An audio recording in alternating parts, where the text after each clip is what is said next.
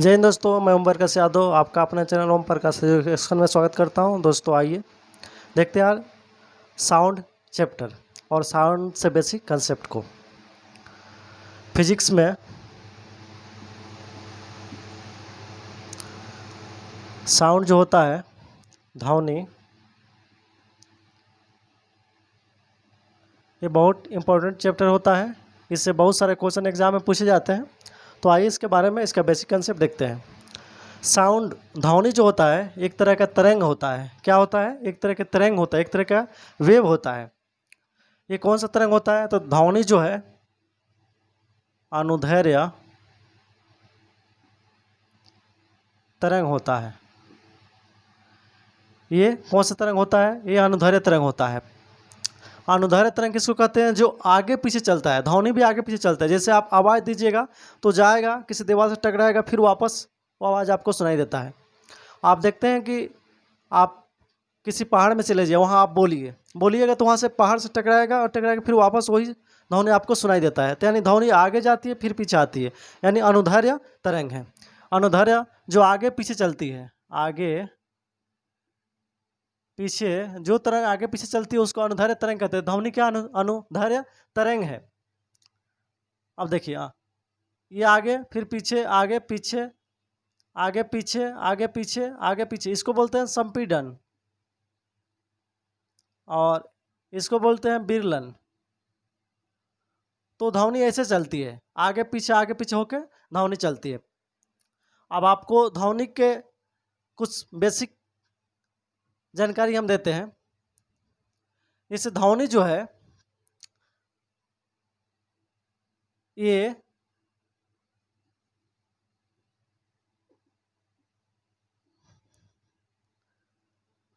तीन तरह की होती है मुख्य रूप से। एक होती है श्रव्य ध्वनि, श्रव्य ध्वनि। एक होती है पराश्रव्य ध्वनि, पराश्रव्य ध्वनि। और एक होती है अपराश्रव्य ध्वनि। आप श्रव्य ध्वनि, ये तीन तरह की ध्वनि होती है। ध्वनि जो होती है मुख्य रूप से तीन प्रकार की होती है। एक होती है श्रव्य ध्वनि, पराश्रव्य और अपश्रव्य। अपश्रव्य, श्रव्य और पराश्रव्य, ये जो होती है ये 20 हर्ट्ज से 20,000, यानी इसको हम ये 20,000 हर्ट्ज के बीच होती है। जो ध्वनि 20 हर्ट्ज से 20,000 हर्ट्ज के बीच होती है उसको हम श्रव्य ध्वनि बोलते हैं। और जो ध्वनि 20,000 से हर्ट्ज से 20,000 हर्ट्ज से ऊपर होती है, ऊपर की होती है, वो पराश्रव्य ध्वनि कहलाती है। जो ध्वनि 20 हर्ट्ज से कम होती है, या इसको इतना से अधिक लिख सकते हैं। तो आप ये मुख्य रूप से ध्वनि तीन प्रकार की होती है, पराश्रव्य, अश्रव्य और श्रव्य। ये श्रव्य जो ध्वनि है,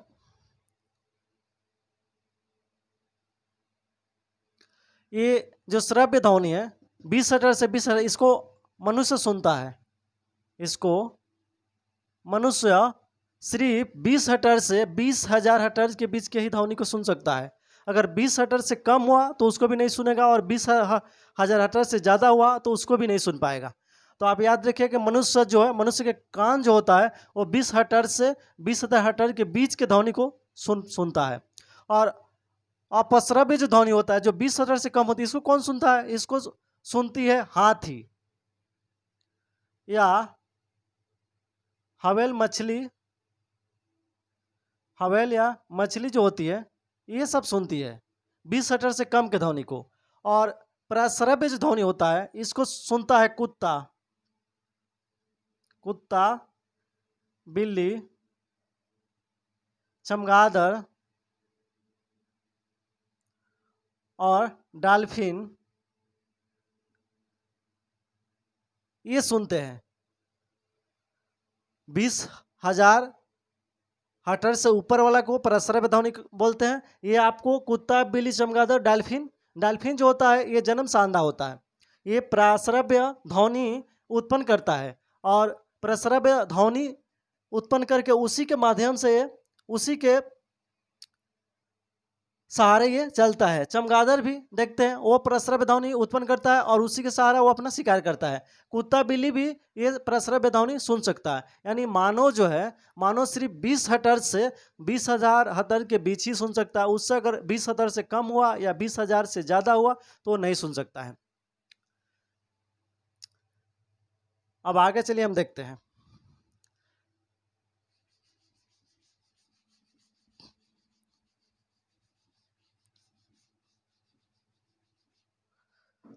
सबसे इंपॉर्टेंट होता है प्रस्रव्य ध्वनि।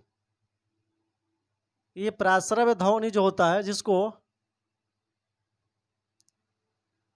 अल्ट्रासोनिक साउंड बोलते हैं, इसको अल्ट्रासोनिक साउंड बोलते हैं। ये सबसे इंपॉर्टेंट है, यहाँ से क्वेश्चन बहुत एग्जाम में पूछे जाते हैं। तो आइए इसके बारे में हम जानकारी लेते हैं। देखिए ये प्रस्रव्य जो ध्वनि है, आप अभी बताएं कि कुत्ता, बिल्ली, चमगादड़ और डॉल्फिन इसको सुनते हैं, बाकी मनुष्य नहीं सुन पाएंगे इसको।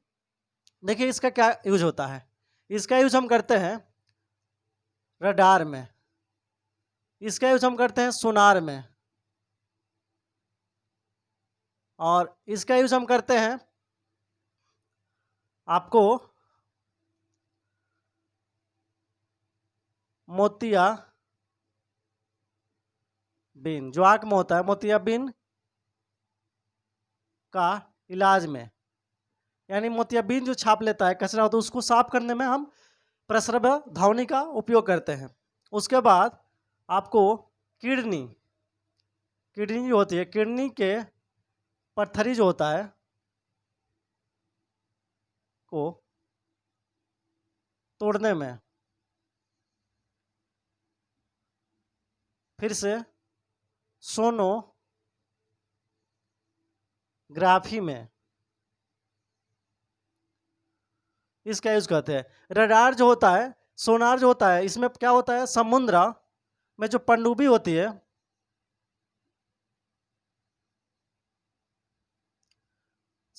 पनडुब्बियों को सोनार, जो समुद्र के अंदर पनडुब्बी होती है, उस पनडुब्बी को पता लगाने के लिए हम क्या करते हैं, प्रस्रव्य ध्वनि को छोड़ते हैं। वो ध्वनि जाता है, टकराता है पनडुब्बी से, फिर वापस आता है, तो हम पता कर लेते हैं कि वो कितना दूरी पर है, कहाँ है, उसका पोजीशन हम अच्छा से, उसका लोकेशन हम पता कर लेते हैं। उसी तरह रडार जो होता है, हवाई जहाज, हवाई जहाज का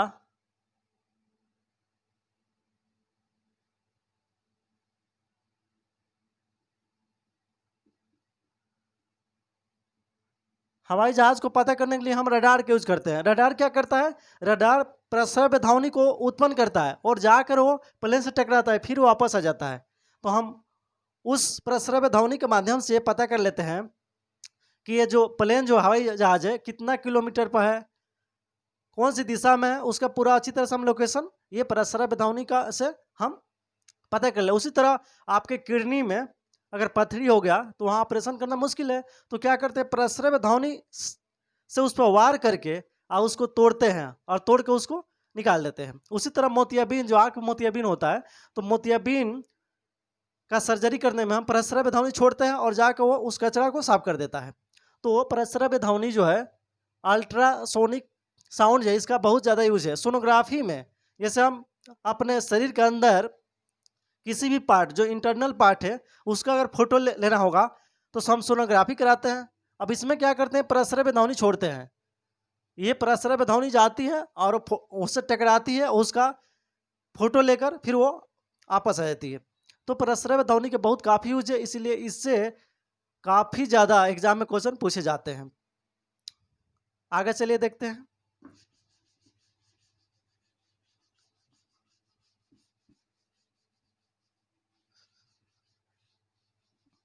अब आपको हम बताते हैं कि ध्वनि जो है, ध्वनि, ध्वनि का वेग यानी वेलोसिटी ऑफ साउंड। ये ध्वनि का वेग जो है किस पर डिपेंड करता है? ध्वनि का वेग सबसे ज़्यादा ठोस में होता है, उसके बाद द्रव में होता है, सबसे कम गैस में होता है। आप इसको लिख लीजिएगा, ध्वनि का जो वेग है ठोस में सबसे ज़्यादा होता है, उसके बाद द्रव में होता है और सबसे कम होता है गैस में।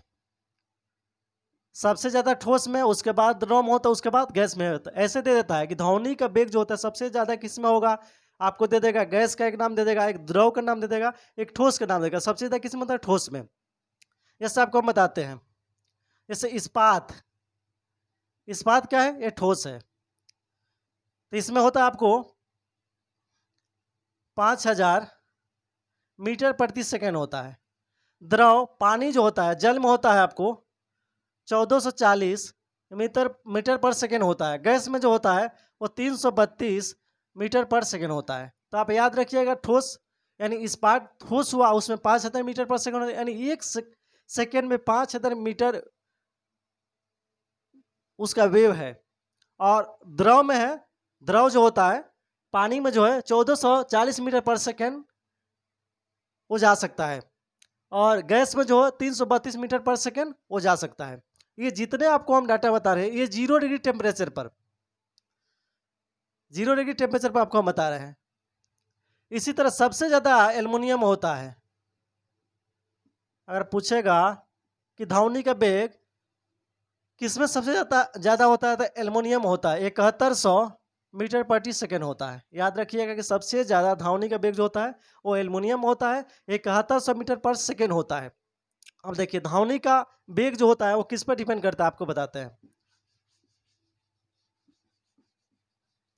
ये जितना आपको डाटा बताए ये 0 डिग्री टेम्परेचर पे है। ध्वनि का वेग जो होता है, ध्वनि का वेग ये निर्भर करता है ताप पर, ये ताप पर डिपेंड करता है। दूसरा आर्द्रता पर, आर्द्रता जिसको हम बोलते हैं नमी। तीसरा गैस के द्रव्यमान पर, और चौथा है प्रत्यास्थता पर, जिसको इलास्टिसिटी बोलते हैं, इलास्टिसिटी पर डिपेंड करता है। ये 4 चीज़ पर डिपेंड करता है। गैस का वेग जो है वो 4 चीज़ पर डिपेंड करता है, ताप पर, टेम्परेचर पर, आर्द्रता पर, और गैस के द्रव्यमान पर, और प्रत्यास्थता पर। देखिए 0 डिग्री अगर टेम्परेचर बढ़ेगा तो ध्वनि का वेग है 0.61 मीटर प्रति सेकेंड के हिसाब से बढ़ जाएगा। यानी वातावरण का टेम्परेचर जो है अगर 1 डिग्री बढ़ेगा तो उसमें क्या होगा, ध्वनि का वेग बढ़ेगा। और दूसरा बात आर्द्रता, नमी पर। जैसे आप देखे होंगे कि बरसात में जो हवा होता है बहुत कूल कूल हो जाता है, उसमें आर्द्रता यानी नमी आ जाती है। तो उस समय आप देखे होंगे कि साउंड जो बहुत तेज सुनाई देता है, तो आर्द्रता पर डिपेंड करता है। यानी आर्द्रता बढ़ेगा, नमी बढ़ेगा, तो ध्वनि का वेग जो है होगा, ध्वनि का वेग ये बढ़ेगा। आर्द्रता बढ़ेगी, नमी बढ़ेगी, तो ध्वनि का वेग बढ़ेगा। उसी तरह गैस के द्रव्यमान पर, इसमें आपका होता है भी समानुपाती 1/√m होता है। यानी गैस का द्रव्यमान बढ़ेगा, इसका मतलब हुआ ये हो गया वेग, यानी ध्वनि का वेग हो गया समानुपाती 1/√m। ये हो गया द्रव्यमान, ये वेग हो गया द्रव्यमान। देखिए जैसे ध्वनि का वेग बढ़ेगा कब, उसका द्रव्यमान कम होगा। 1/2 का मतलब द्रव्यमान कम होगा। जब द्रव्यमान कम होगा तो वेग ध्वनि का बढ़ेगा, यानी गैस का द्रव्यमान कम होगा तो ध्वनि का वेग बढ़ेगा। और ध्वनि का वेग जब भी अगर गैस का द्रव्यमान कम है तो उसमें वेग क्या होगा, ज़्यादा होगा।